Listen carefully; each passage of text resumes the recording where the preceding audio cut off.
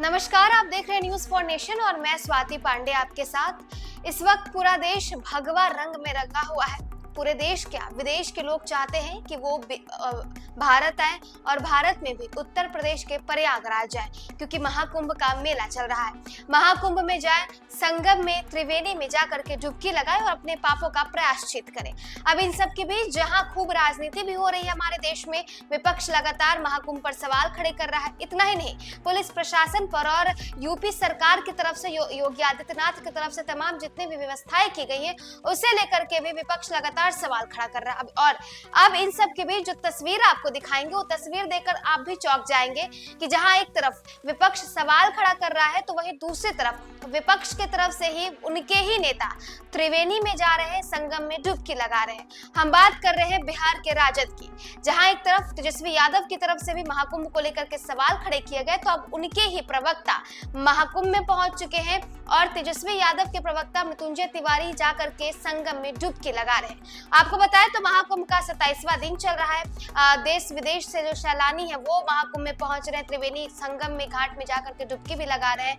बीते दिनों देश के प्रधानमंत्री नरेंद्र मोदी पहुंचे हुए थे, योगी आदित्यनाथ तो मानो जैसे वहां पर कैंप करके बैठे हुए हैं, अमित शाह भी पहुंचे हुए थे। आपको अब तस्वीरें दिखाते हैं मृत्युंजय तिवारी की, जहां पे मृत्युंजय तिवारी जो है वो त्रिवेणी के संगम में पहुंचे हुए और जाकर के वहां पर डुबकी लगा रहे हैं। आपको तस्वीरें भी दिखाएं, साथ में आपको बताएं तो प्रयागराज में जारी महाकुंभ का आज 27वां दिन है और तमाम गिले शिकवे और आरोप प्रत्यारोप के बीच राष्ट्रीय जनता दल प्रवक्ता मृत्युंजय तिवारी भी आज कुंभ नगरी पहुंचे और संगम तट पर पहुंचकर पूरे जोश खरोश के साथ संगम में डुबकी लगाई। साथ ही डुबकी लगाने के दौरान ही अपनी तस्वीरें भी साझा करते